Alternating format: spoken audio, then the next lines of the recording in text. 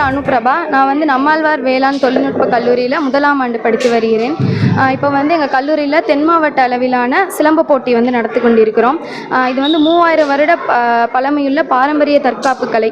இது வந்து இப்போ வந்து அழிஞ்சு கொண்டிருக்கிறது. இதை வந்து நாங்கள் வளர்க்குற விதமாக இன்னும் வந்து மாணவர்களை இந்த கலையை கற்றுக்க ஊக்குவிக்கிற விதமாக வந்து இந்த போட்டியை நடத்திக்கிட்டு இருக்கோம்.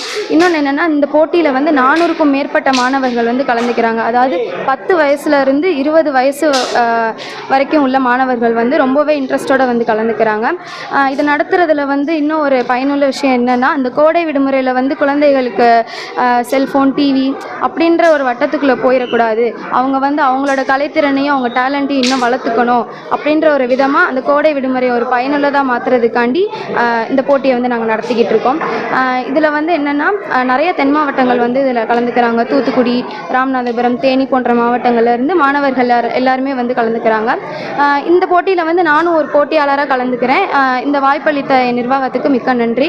அப்புறம் இந்த மாவட்ட அளவிலான உள்ள சிலம்ப போட்டியை நாங்கள் வந்து இன்னும் மாநில அளவுக்கும் கொண்டு போகணும் அப்படின்றத எங்கள் ஆசை. என் பேர் அனுபிரபா. என்னோட பேர் ஆதனா ஷைனி. நான் வந்து 6ஆம் வகுப்பு படிக்கிறேன். எனக்கு 10 வயசு ஆகுது. நான் தூத்துக்குடியிலேருந்து வரேன்.